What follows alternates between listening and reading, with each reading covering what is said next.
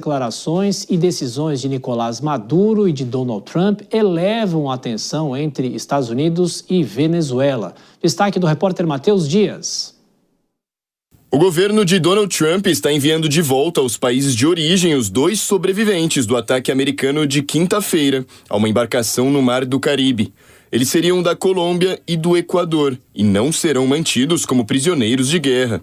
Trump disse que era uma grande honra destruir a embarcação de grande porte, que, segundo ele, estava se dirigindo aos Estados Unidos, em uma rota de trânsito bem conhecida do narcotráfico. No ataque, outros 2 supostos traficantes morreram. O republicano informou ainda que a inteligência americana confirmou que o submarino transportava fentanil e outros narcóticos ilegais, além de 2 supostos traficantes. Donald Trump garantiu que, sob o governo dele, os Estados Unidos não tolerarão narcoterroristas traficando drogas ilegais por terra ou por mar. A decisão de devolver os 2 sobreviventes aos países de origem significa que as Forças Armadas dos Estados Unidos não terão de lidar com questões jurídicas complexas em torno da detenção militar de suspeitos de tráfico de drogas, cujos supostos crimes não se enquadram nas leis de guerra, segundo especialistas. O governo Trump afirmou que os ataques semelhantes nas últimas semanas já mataram 27 pessoas. Os ataques ocorrem em meio a um aumento na presença militar americana no Caribe, enquanto Trump intensifica um impasse com o governo venezuelano. Na quarta-feira, o republicano revelou que havia autorizado a CIA a conduzir operações secretas dentro da Venezuela, aumentando as especulações em Caracas de que os Estados Unidos estariam tentando derrubar o ditador Nicolás Maduro. Em resposta, Maduro ordenou exércitos militares com milhares de agentes concentrando-se nas fronteiras. O chavista disse que não é novidade que a inteligência americana age no país e que esse movimento agora seria uma tentativa de derrubar o regime. Apesar de Trump e Maduro amenizarem o tom em declarações recentes, o presidente da Venezuela afirmou nesse sábado que o plano de defesa contra as ameaças dos Estados Unidos foi acionado em todo o país. Pois é, a semana foi marcada por aumento nas tensões entre Venezuela e Estados Unidos. E para falar sobre isso, a nossa entrevistada é a professora de Relações Internacionais, Priscila Caneparo, mais uma vez gentilmente atendendo a Jovem Pan. Bem-vinda, professora. Boa noite. Boa noite, Thiago. Boa noite a todos que estão aqui nos assistindo. Bom, professora, eu queria perguntar para a senhora o seguinte: ainda é um cenário incerto do que está acontecendo naquela região e também das intenções do governo americano. Muito se fala até que o pano de fundo seria financeiro em relação ao petróleo da Venezuela. O que ainda não está tão claro nessa possibilidade de um conflito se escalar naquela região, se é que isso efetivamente vai acontecer, professora? Bom, Thiago, a gente precisa entender em um primeiro plano que existem 2 figuras totalmente instáveis nesse relacionamento entre Estados Unidos e Venezuela, que é o Maduro no primeiro momento e no segundo momento o Trump. Dentro dessa perspectiva, também existe todo um enrosco em relação à relação que ambos os estados têm por conta do petróleo, porque a Venezuela é, de fato, hoje, a maior detentora de petróleo no mundo, não a maior produtora, mas a maior detentora desse recurso mineral. Dentro dessa perspectiva, um primeiro ponto que nessa logística a gente tem que analisar é o seguinte: será que, de fato, o que incomoda os Estados Unidos é esse narco-estado, como ele costuma falar, já que ele está colocando o Maduro como um terrorista atrelado a grupos justamente de narcotráficos, ou é a questão da detenção e principalmente da exploração desse petróleo? E esse ponto vem atrelado a sinais contraditórios que o Trump manda. Porque, primeiro, ele destaca as suas intervenções em mar internacional, pressionando o governo de Maduro, inclusive dando declaração sobre um plano internacional especial dentro da perspectiva da CIA, que seria um plano secreto, mas, em contrapartida, a gente tem notícias que ele está negociando acordos comerciais também com Maduro para essa exploração de petróleo rumar aos Estados Unidos. Então, o que a gente observa de fato é que são sinais contraditórios, mas que, em última análise, eu não acredito que vá haver uma intervenção direta dos Estados Unidos, concreta na perspectiva de se fazer uma intervenção militar em território venezuelano, porque daí colocaria em risco, primeiro, a estabilidade regional e principalmente o apoio de estados em relação ao governo dos Estados Unidos. Segundo, mundo, abriria, né, um gap, uma lacuna para que a China preenchesse esse âmbito de influência também, que já está marcado por um acréscimo, por um florescimento da postura chinesa. E terceiro, não menos importante, a gente tem que pensar que o Trump está querendo muito o Prêmio Nobel em 2026. Uma intervenção militar dentro da Venezuela iria manchar tudo que o Trump fez até agora, como ele costuma falar, que ele foi o responsável por acabar em 9 guerras no mundo. Então, eu acho muito difícil que nós tenhamos essa intervenção militar orquestrada pelo Trump. Quero trazer a nossa comentarista nesse sábado, Jess Peixoto, para fazer a próxima pergunta. A você, Jess.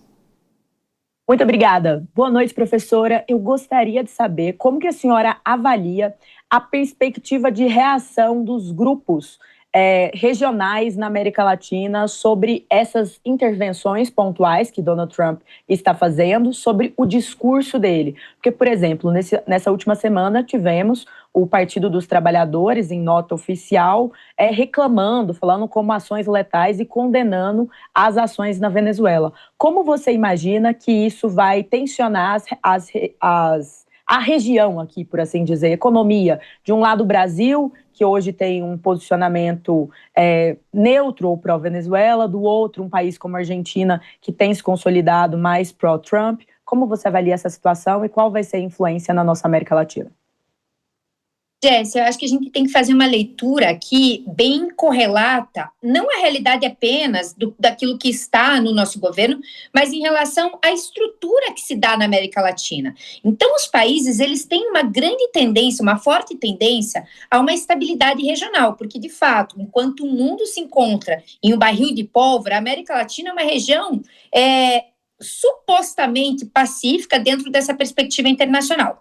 E aí vamos para o caso brasileiro. O caso brasileiro, a gente tem que pensar que a nossa Constituição prevê no artigo 1º e no artigo 4º justamente as relações pacíficas e a condenação de uma intervenção em assuntos internos de outro Estado. Então, tem que ficar muito claro para nós que, se porventura ocorrer uma intervenção militar dos Estados Unidos na Venezuela, não é por conta do governo Maduro que nós nos colocaremos contrários, mas sim por conta dos princípios que regem as nossas relações internacionais. E aí, pegando o gancho e também atrelando ao caso brasileiro, a gente precisa pensar que, em relação ao regime do Maduro, a gente tem 3 posicionamentos.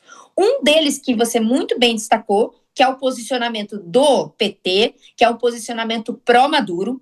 Um segundo posicionamento, que é do nosso Itamaraty, que é justamente falar: nós precisamos dessas atas das eleições para reconhecer o governo de Maduro. Então, é quase que um distanciamento desse governo que não comprovou que foi legitimamente eleito. E o terceiro posicionamento é do Lula, que às vezes vai e volta, mas a gente viu uma tensão muito grande entre o Maduro e entre esse Lula 3, esse terceiro mandato do Lula. Tanto é verdade que o Lula costumava defender muito Maduro e nesse momento não defende. Então, é importantíssimo destacar. Com certeza absoluta, países como Brasil, como Colômbia, por exemplo, alguns países como Trinidad e Tobago, que também já se destacou na América Central e Caribe, outros países como, por exemplo, Nicarágua, enfim, Peru, Chile, vão, de fato, condenar essa intervenção militar na Venezuela, se porventura isso acontecer, que eu acho muito difícil.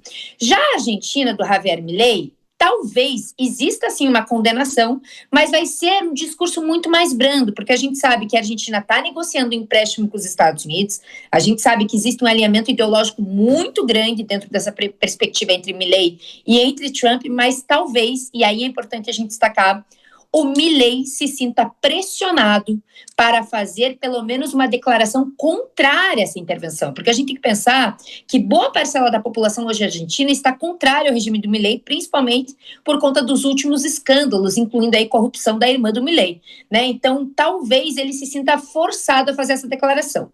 Já no aspecto econômico, qualquer tipo de intervenção militar, qualquer tipo de instabilidade regional para a região, ela traz malefícios econômicos, isso é lógico, né? Quando há uma guerra, quando há uma instabilidade institucional dentro dessa perspectiva, mas eu não acredito que isso vai impactar tanto a ponto dos Estados Unidos, por exemplo, aumentar, superlativizar, por assim dizer, a perspectiva das nossas tarifas.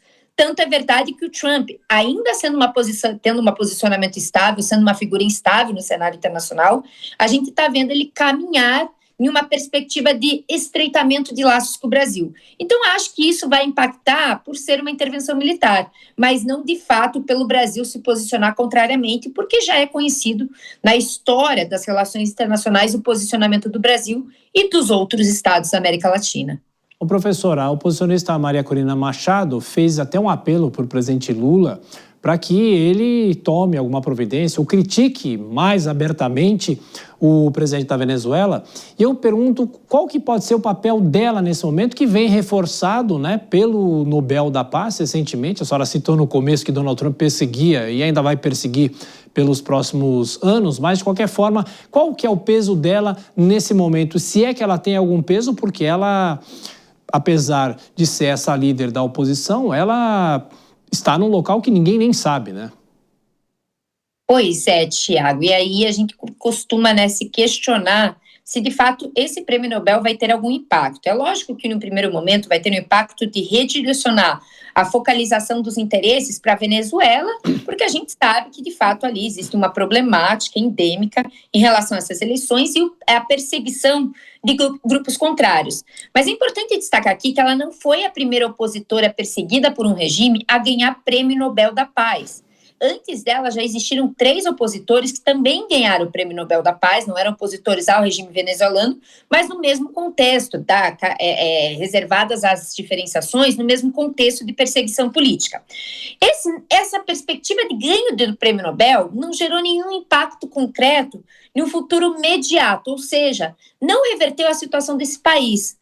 Então, dentro dessa premissa, eu acho muito difícil que a Maria Corina Machado vá, de fato, impactar, né? Enfim, um relacionamento de tensão ainda maior entre Estados Unidos e Venezuela, ou uma deposição, por assim dizer, do Maduro, ou um tensionamento entre os estados da região em relação à Venezuela. Até porque, se a gente voltar um pouco no tempo, a gente precisa pensar que o Guaidó também foi reconhecido como presidente legítimo pelo governo Trump I, e de nada surtiu efeitos. A gente não sabe até qual foi o paradeiro dele dentro dessa perspectiva institucional da Venezuela, mas nada repercutiu a ponto de colocar em risco, colocar em choque a ditadura de esquerda da Venezuela. Então é importante a gente destacar esses pontos que talvez a gente, sobreponha alguma expectativa, mas essa expectativa, ela se desfaz numa realidade concreta, porque já existem históricos de ganhos de prêmio Nobel que não repercutiram em nada para um regime autoritário.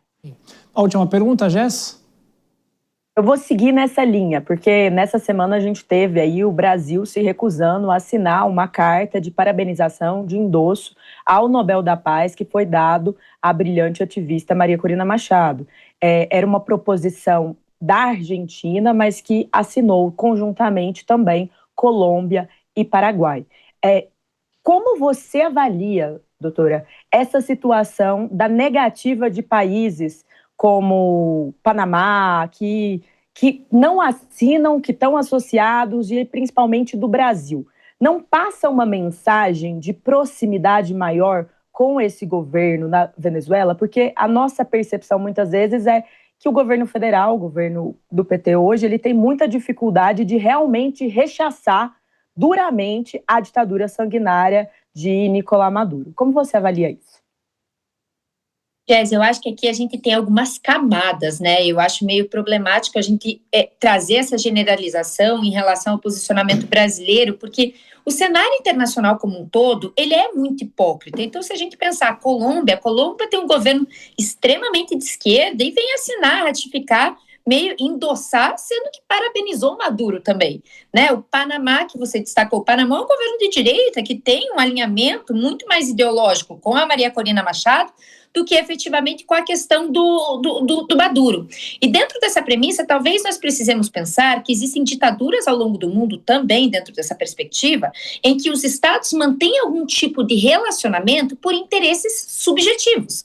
Vamos pegar aqui o caso dos Estados Unidos. O caso dos Estados Unidos, ele é muito emblemático. Ele condena com veemência, e vamos lá, mais ou menos nessa perspectiva de ideologia do regime de Maduro, porque a gente sabe que em outra frente estão se tendo negociações em relação ao petróleo da Venezuela entre Trump e Maduro, mas em contrapartida os Estados Unidos mantêm relações muito próximas com uma ditadura que se chama Arábia Saudita, que é extremamente também perseguidora de opositores. Nesse momento, né, a gente precisa pensar que representantes do governo Trump sentaram à mesa de negociação nas últimas semanas com o líder da Síria. O líder da Síria, é importantíssimo que nós destaquemos aqui, ele é um ex-terrorista, né, o presidente hoje da Síria. Ele é um ex-terrorista que, inclusive, já foi procurado pela CIA. Então, o cenário internacional, muitas vezes, ele é feito de interesses dos estados propriamente dito. Caso brasileiro. O Brasil tem muito interesse em manutenção de uma relação, de uma boa relação diplomática com a Venezuela, primeiro porque a crise migratória advinda da Venezuela vai recair sobre o Brasil. E o Brasil vai ter que fazer mais políticas institucionais para saber lidar muito bem e com dignidade com esse contingente de imigrantes que viriam da Venezuela. Segundo ponto, nós temos uma relação intrínseca em relação à compra de gás da Venezuela. Como é que vai ficar essa compra de gás da Venezuela se, porventura, nós nos distanciarmos muito desse relacionamento entre governos? Então, o que eu coloco aqui é, a gente, obviamente, não deve condecorar um regime desses, mas a gente precisa entender que o cenário internacional, às vezes, ele é cheio de hipocrisia, porque os estados devem, né, ou enfim, tem essa perspectiva de defender os seus próprios interesses. Como os Estados Unidos defende a Arábia Saudita, talvez o Brasil defenda também uma estabilidade de relações com a Venezuela para garantir os seus próprios interesses. Mas, claro, isso tem que ser afastado de uma perspectiva de reconhecimento institucional de um regime ditatorial, já que o Brasil propugna também nas suas relações internacionais pela democracia.